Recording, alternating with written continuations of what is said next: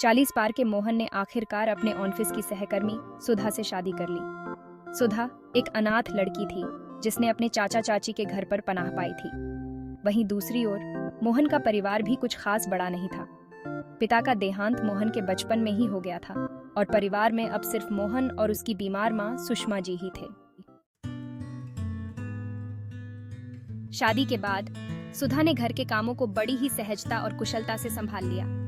वह अपने सासू माँ का बहुत ख्याल रखती, उनके दवाओं से लेकर भोजन तक सब कुछ समय पर करती थी। सुषमा जी भी अपनी नई बहू से बेहद खुश थीं। दोनों का रिश्ता भी समय के साथ मधुर होता चला गया। लेकिन शादी के 1 साल बाद सुषमा जी ने एक बात नोटिस की। सुधा अब उनके पास बैठकर खाना नहीं खाती थी।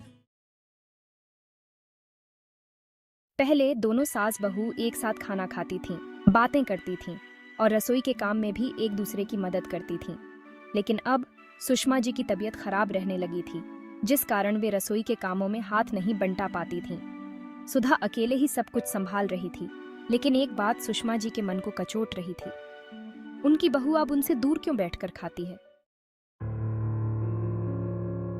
एक शाम सुधा ने सुषमा जी को चाय और बिस्किट लाकर दी। खुद भी चाय का कप लेकर वह कुछ दूरी पर बैठ गई और एक लाल रंग के डब्बे से कुछ खाने लगी। सुषमा जी ने दूर से ही देखा और सोचा, पता नहीं यह बहू मुझे बिस्किट देकर खुद क्या खा रही है। सुषमा जी के दिमाग में तरह तरह के ख्याल आने लगे। जरूर कुछ अच्छा ही खा रही होगी, तभी तो मुझसे दूर बैठती है, उन्होंने खुद से कहा। उन्होंने मन में सोचा, शायद अब मेरी बहू को मुझसे दूरी अच्छी लगने लगी है। रात को सुषमा जी को नींद नहीं आई। उनका मन बार बार उस लाल डब्बे की तरफ खींचता रहा।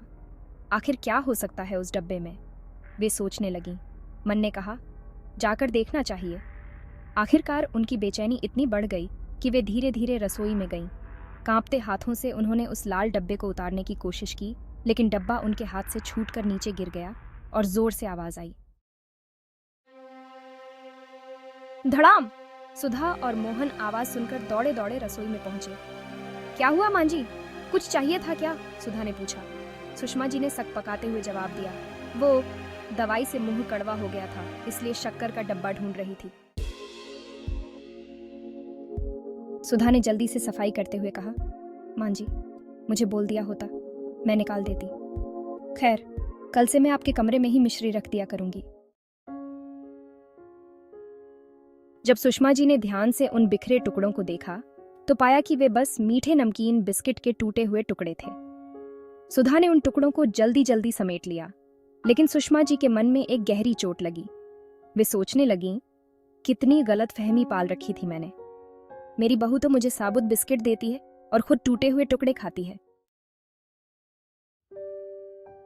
दूसरे दिन शाम को सुधा ने सुषमा जी को चाय और बिस्किट लाकर दिए। इस बार सुषमा जी ने अपनी भावनाओं को रोक नहीं पाई और कहा, बहू, मेरे दांतों से बिस्किट जल्दी नहीं टूटते, तो तुम मुझे वो टुकड़े दे दिया करो। सुधा ने मुस्कुराते हुए जवाब दिया, नहीं मां जी, वो तो जब भी कोई नया पैकेट खोलती हूँ कुछ टुकड़े निकल ही जाते हैं, बस उन्हें अलग डिब्बे में रख देती हूँ। आप देखती हैं, घर में कोई भी आ सकता है, ऐसे में मैं खुद अंदर की तरफ बैठकर खा लेती हूँ ताकि कोई देखे नहीं। सुधा की बातें सुनकर सुषमा जी के आंखों में आंसू आ गए। उन्हें अपनी सोच पर शर्मिंदगी महसूस हुई। उन्होंने अपने भीतर की छोटी सोच को अपने आंसुओं के साथ बहने दिया और महसूस किया कि वे दुनिया की सबसे भाग्यशाली सास हैं, जिन्हें सुधा जैसी बहू मिली है। इस कहानी ने यह सिखाया कि रिश्तों में छोटी छोटी गलतफहमियों का बड़ा असर हो सकता है, लेकिन सच्चे प्यार और समझदारी से हर गलतफहमी को दूर किया जा सकता है।